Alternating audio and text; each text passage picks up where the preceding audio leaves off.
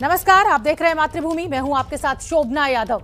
पाकिस्तान के प्रधानमंत्री इमरान खान ने अपनी ही आवाम को दिया है एक बड़ा धोखा, अपनी ही जनता से की है बहुत बड़ी दगाबाजी।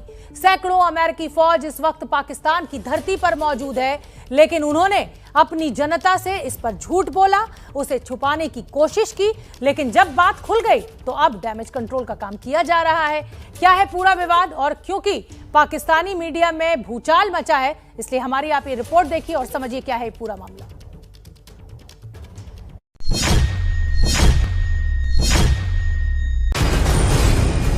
अमेरिकी सैनिकों की इस तस्वीरों से पाकिस्तान में हंगामा हो गया। सोशल मीडिया पर इन्हें शेयर कर इमरान खान से पूछा जाने लगा कि पाकिस्तानी जमीन पर अमेरिकी सैनिक क्या कर रहे हैं।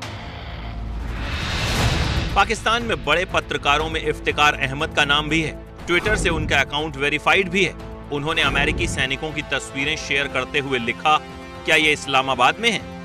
इसके बाद तो जैसे पाकिस्तानी मीडिया में भूचाल ही आ गया कि प्रधानमंत्री इमरान खान ने उनके साथ चीटिंग की है, उन्हें धोखा दिया है। मीडिया को लग रहा है कि इमरान खान ने जो वादा पाकिस्तान की जनता से किया था वो वादा झूठा था। दरअसल इमरान खान ने कई बार दावे के साथ ये बात कही थी कि अमेरिकी सेना को किसी भी कीमत पर पाकिस्तानी जमीन का इस्तेमाल नहीं करने दिया जाएगा।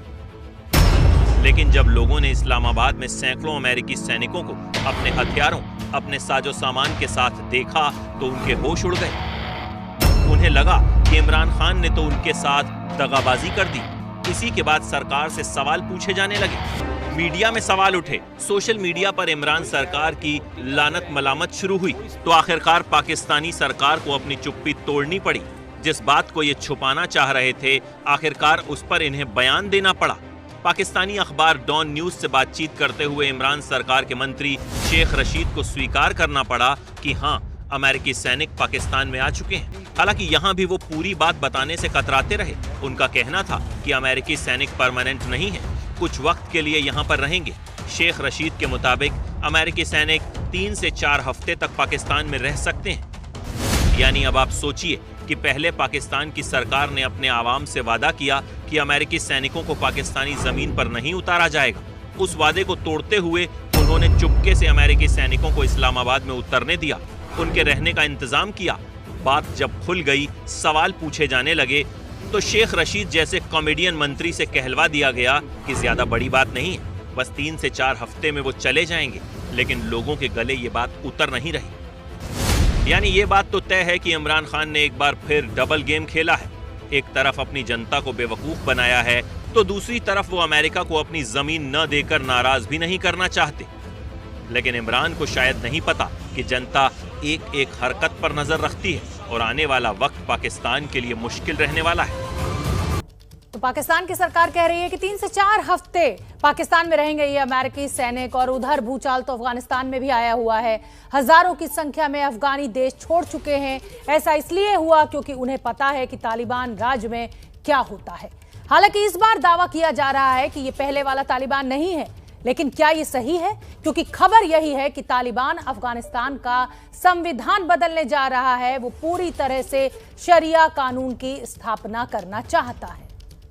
तालिबान की तरफ से कहा गया है कि अगले कुछ दिनों में ही वहां की सरकार की स्थापना कर दी जाएगी।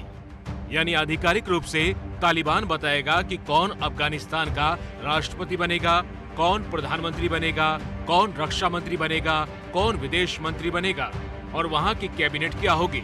लेकिन इसके साथ खबर ये भी आ रही है कि तालिबान अफगानिस्तान का मौजूदा संविधान भी बदल देगा।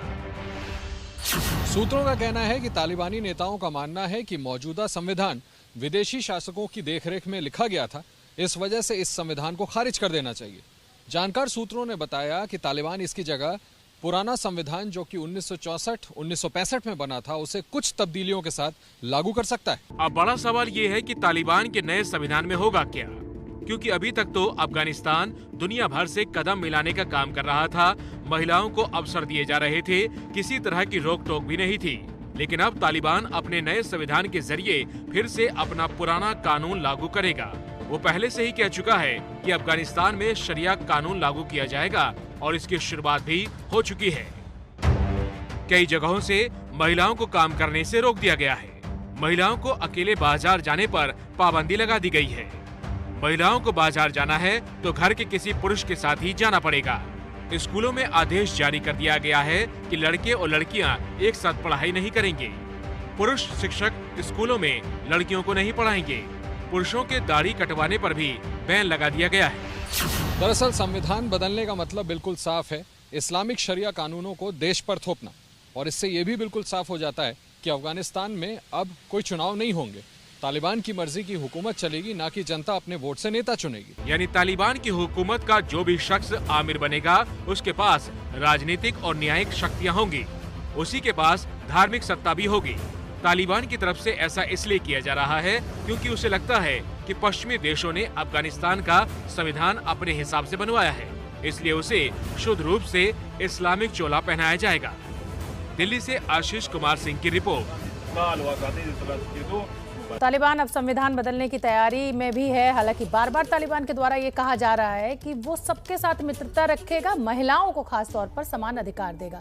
समय का इंतजार, सामने सब कुछ आएगा। पाकिस्तान की तरफ से लगातार भारत में ड्रोन भेजे जा रहे हैं, उनके जरिए हमला भी हुआ, हथियार भी भेजे जा रहे हैं, ड्रग्स भी भेजी जा रही हैं।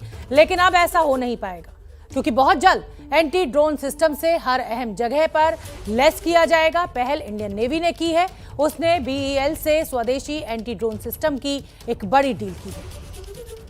भारत पर लगातार बढ़ रहा है ड्रोन अटैक का खतरा। पाकिस्तान लगातार भारत में ड्रोन की घुसपैठ कर रहा है। ड्रोन अटैक से खुद को बचाने के लिए भारतीय नेवी ने की बड़ी डील।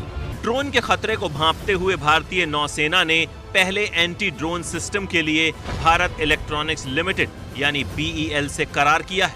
लेजर तकनीक पर आधारित ये सिस्टम ड्रोन को जाम कर मार गिरा सकता है। रक्षा मंत्रालय का दावा है कि ये पहला स्वदेशी एंटी ड्रोन सिस्टम है जो सेनाओं के बेड़े में शामिल किया गया है। रक्षा मंत्रालय के मुताबिक BEL, DRDO और भारतीय नौसेना के वरिष्ठ अधिकारियों की मौजूदगी में यह करार किया गया। करार में NADS सिस्टम के मोबाइल और स्टैटिक वर्जन शामिल हैं। मोबाइल वर्जन एक ट्रक पर लगाया गया है। मोबाइल वर्जन होने की वजह से इसे बहुत जल्दी कहीं भी डिप्लॉय किया जा सकता है। डिजाइन DRDO का है, उत्पादन BEL कर रहा है। 15 अगस्त को स्वतंत्रता दिवस परेड में लाल किला पर इसका इस्तेमाल किया गया। 26 जनवरी को गणतंत्र दिवस परेड और मोदी ट्रंप के रोड शो में भी इसका इस्तेमाल हुआ।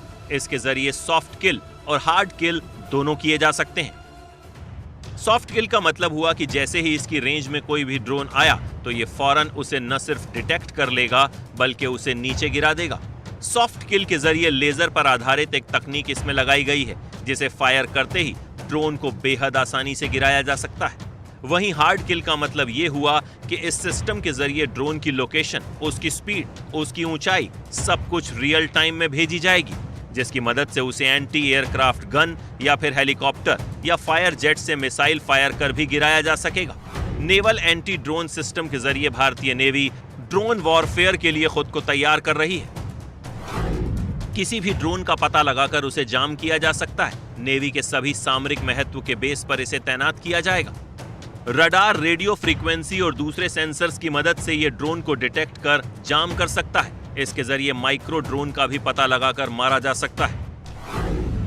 DRDO की RF global navigation satellite system से ड्रोन को इस्तेमाल करने वाले कंट्रोलर की फ्रीक्वेंसी का पता लगाकर सिग्नल को जाम कर सकता है। रक्षा मंत्रालय के मुताबिक बेहद जल्द ये NDS सिस्टम नौसेना को मिलने शुरू हो जाएंगे। इसके अलावा जल्द ही थल सेना और वायु सेना भी BEL से इन एंटी ड्रोन सिस्टम का करार किया जाएगा। दिल्ली से संवाददाता नीरज राजपूत की रिपोर्ट। दिल्ली NCR में कल से ही झमाझम बारिश हो रही है। मौसम विभाग की माने तो सितंबर में हो रही इस बारिश ने दिल्ली में हो रही बारिश के पिछले 19 साल के सभी रिकॉर्ड्स को तोड़ दिया है। झमाझम बारिश के बाद दिल्ली पानी पानी हो गई है। सड़कों पर जल का साम्राज्य पसरा हुआ है। सड़क पर जल के आक्रमण से दिल्ली में लोगों की मुसीबतें बढ़ गई हैं। कहीं ट्रैफिक जैम तो कहीं जल भराव के बाद रास्ते पूरी तरह बंद हैं।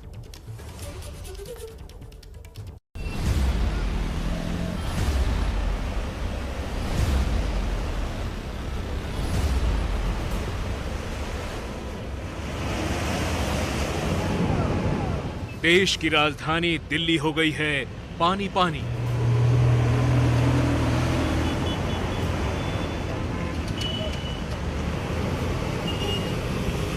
दिल्ली की सड़कों पर पानी का राज। ये दिल्ली के धौला कुआं की तस्वीरें हैं। देखिए कितना पानी भरा है कि कार से लेकर बाइक तक डूबी हुई दिख रही है। कल से हो रही बारिश ने दिल्ली और एनसीआर को पानी पानी कर दिया है। हाल ये है कि राजधानी के वेस्ट से लेकर पौष इलाके तक पानी में डूब गए।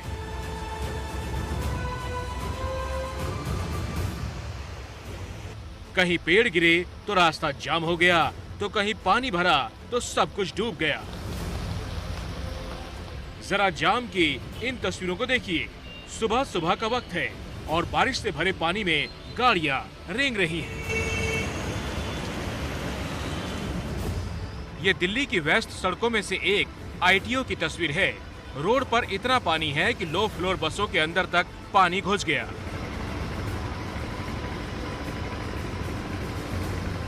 हमारी रिपोर्टर अंजलि सिंह जब इस इलाके में दोपहर को रिपोर्टिंग के लिए पहुंची तो उस वक्त कई गाड़ियों को लोग इसी तरह धक्के मारते दिखे। दिल्ली में आज जगह जगह जल भराव है और इसका असर देखिए किस तरह से नजर आ रहा है। राहुल गांधी की प्रेस कॉन्फ्रेंस शुरू हो गई है, सीधे आपको लिए चलते। प्राइस राइज की, पेट्रोल, डीजल और गैस की कीमत के बारे में आपसे देश की जनता से बात करना चाहता हूं। डीजल, पेट्रोल, ये तकरीबन इकोनॉमी के हर भाग में कहीं ना कहीं इनपुट होता है इसका। तो जब डीजल और पेट्रोल के दाम बढ़ते हैं, एक तो डायरेक्ट चोट लगती है और एक इनडायरेक्ट चोट लगती है। डायरेक्ट चोट लगती है जो गाड़ी में, स्कूटर में, ट्रक में डीजल पेट्रोल डालता है, उसको डायरेक्ट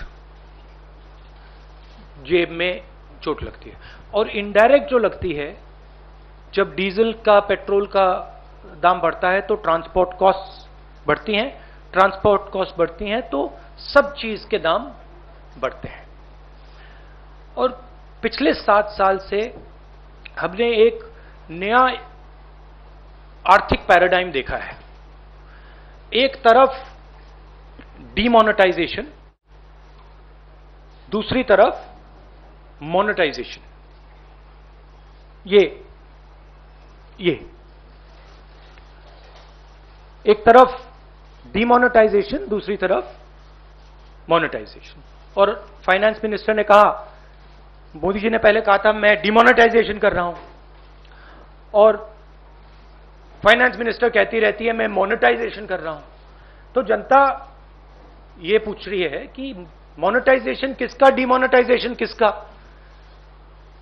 क्योंकि मोनेटाइजेशन हो रहा है तो किसी का तो हो रहा होगा, और डीमोनेटाइजेशन हो रहा है तो किसी का हो रहा होगा। तो मैंने ये आपके लिए, मोदी जी के लिए बहुत अच्छी तरह लिखा है। देखिए, डीमोनेटाइजेशन किसका हो रहा है? किसानों का हो रहा है, मजदूरों का हो रहा है, जो छोटे दुकानदार हैं, मिडिल साइज बिजनेस वाले हैं, स्मॉल बिजनेस वाले हैं, उनका हो रहा है, एमएसएमईज का हो रहा है, सैलरीड क्लास, सरकार के जो एम्प्लॉइज हैं उनका हो रहा है, और जो ईमानदार इंडस्ट्रियलिस्ट हैं उनका हो रहा है। अब मोनेटाइजेशन किसका हो रहा है? 4-5 नरेंद्र मोदी जी के जो मित्र हैं, उनको आप 4-5 कह दीजिए, उनको आप हम दो हमारे दो कह दीजिए, जो आप कहना चाहते हैं कह दीजिए। तो ये इकोनॉमिक ट्रांसफर हो रहा है। और बड़ी इंटरेस्टिंग बात निकली है। मैं सोच रहा था, मोदी जी कहते रहते हैं कि जीडीपी बढ़ रही है, फाइनेंस मिनिस्टर कहती है कि देखिए जीडीपी का प्रोजेक्शन ऊपर की ओर है।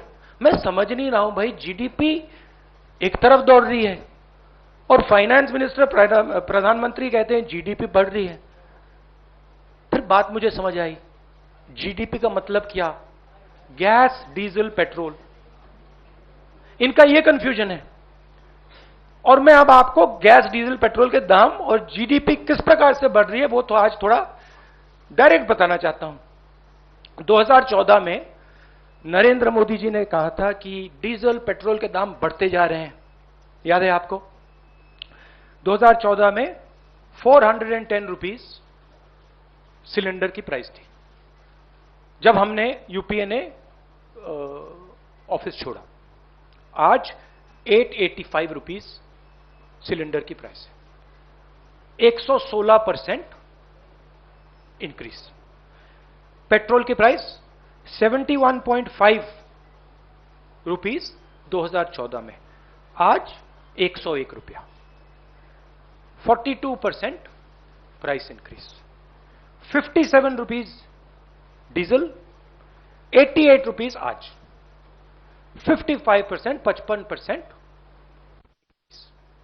अब मजेदार बात यह है कि कोई आर्ग्यूमेंट कर सकता है कि देखिए ये तो इंटरनेशनल रेट बढ़ा है,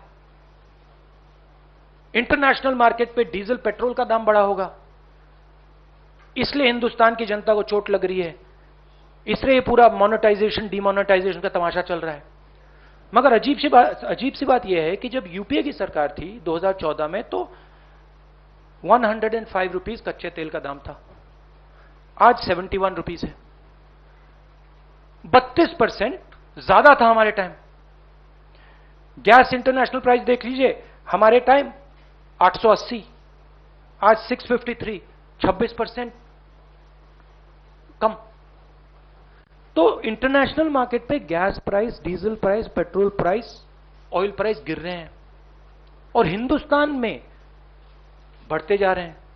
दूसरी तरफ हमारे जो एसेट्स हैं उनको बेचा जा रहा है। 23 लाख करोड़ रुपए, 23 लाख करोड़ रुपए सरकार ने जीडीपी से कमाया है। जीडीपी वो ग्रोस डोमेस्टिक प्रोडक्ट नहीं, जीडीपी मतलब गैस, डीजल, पेट्रोल। मेरा सवाल है ये 23 लाख करोड़ रुपए गए कहां? और जनता को यह पूछना चाहिए कि आपके जेब में से जो पैसा निकाला जा रहा है, छीना जा रहा है, ये कहां जा रहा है? जो हिंदुस्तान के एसेट्स हैं, हमारी कंपनीज हैं, उनको बेचा जा रहा है, डिमोनेटाइजेशन किया जा रहा है, नोटबंदी की जा रही है, जीएसटी आपसे पैसा छीना जा रहा है, किसानों के 3 कानून बने हैं, वहां से आपका पैसा छीना जा रहा है। तो ये जा कहां रहा है? आपके पास नहीं आ रहा, आपके जेब में तो नहीं जा रहा। तो हिंदुस्तान के युवाओं को, जनता को यह सवाल पूछना पड़ेगा कि ये जा कहां रहा है, किसको मिल रहा है ये सब पैसा। अब अंग्रेजी में बोल देता हूं। डू आई नीड टू से इट इन इंग्लिश और can I just you like me to say it in English? Do you want me to say it? Broadly in English, huh? Broadly the government has a new concept of GDP. New concept is an increase in GDP means an increase in gas, diesel and petrol prices. Over the last 7 years, they've earned 23 lakh crores from an increase in diesel, petrol and gas. Every single person is affected by this. There are two effects. There's a direct effect and an indirect effect. The direct तो कांग्रेस के नेता राहुल गांधी को आपने सुना मोदी सरकार के ऊपर हमला बोलते हुए। जीडीपी का अर्थ उन्होंने कहा गैस, डीजल और पेट्रोल, यानी जीडीपी बढ़ रही है जब मोदी सरकार कहती है तो इसका मतलब गैस, डीजल और पेट्रोल के दाम बढ़ रहे हैं, हमारे जो एसेट्स हैं, हमारी जो कंपनियां हैं, उनको बेचा जा रहा है। बड़ा हमला राहुल गांधी की तरफ से। बारिश से सिर्फ दिल्ली ही बेहाल नहीं है, बल्कि बारिश ने साइबर सिटी गुरुग्राम को भी पानी पानी कर दिया है। पौष इलाकों से लेकर मुख्य चौराहों और सड़कों पर जल भराव है। ये तस्वीरें एक तरह से प्रशासन के विकास और व्यवस्था के दावों पर सवाल जरूर खड़ा कर रही हैं, तो वहीं लोगों की मुसीबतें बढ़ती जा रही हैं। सड़क पर पानी भरने से लोगों की गाड़ियां जहां तहां बंद हो गई या फिर पानी के बीच रेंग रही हैं। इससे लोगों को अपने काम और दफ्तर पहुंचने में देरी हुई। बताया ये जा रहा है कि लगातार बारिश से एक्सप्रेसवे के सर्विस लेन में पानी भर चुका है और उसके बाद सड़क पर जाम की स्थिति अभी भी बनी हुई है।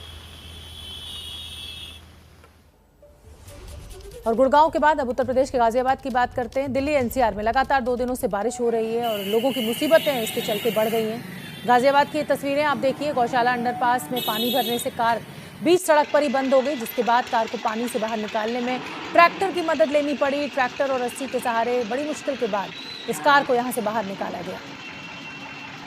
तो अंडरपास तो बना लिए, फ्लाईओवर्स बना लिए, लेकिन जल निकासी की सही व्यवस्था ना होने की वजह से थोड़ी भी बारिश होती है तो इसी तरीके की तस्वीरें सामने आने लगती हैं। और उत्तर प्रदेश के बाद बात हरिद्वार की हम करेंगे, जहां राजलोक कॉलोनी में बारिश के पानी के साथ मगरमच्छ आने से हड़कंप मच गया, जिसके बाद स्थानीय लोगों ने वन विभाग को इसकी जानकारी दी। वन विभाग की टीम ने तुरंत मोर्चा संभालते हुए कड़ी मशक्कत के बाद इस मगरमच्छ को नाले से बाहर निकाला। मगरमच्छ को निकालने के बाद वन विभाग ने मगरमच्छ को दोबारा गंगा नदी में ले जाकर छोड़ा।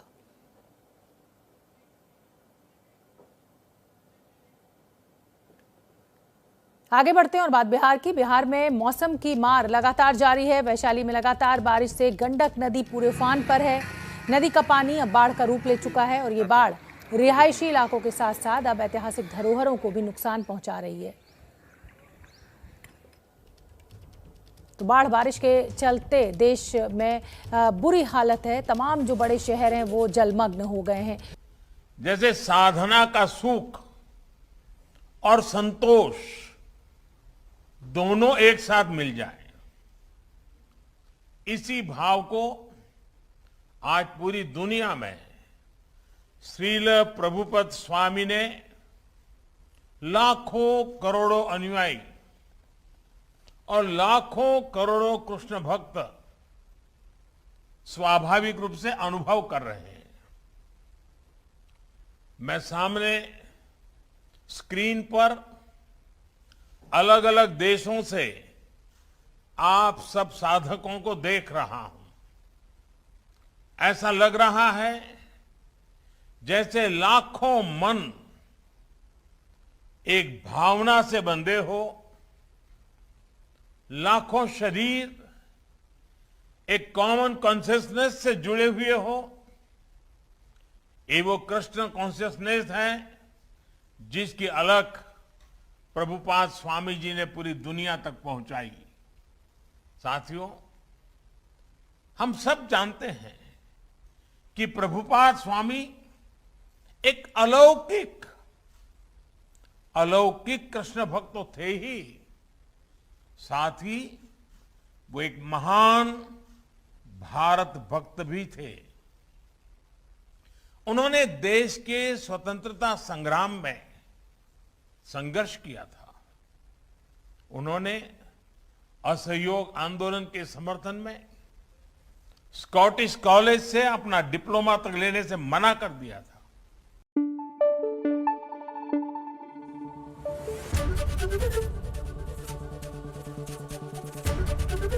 एबीपी न्यूज आपको रखे आगे।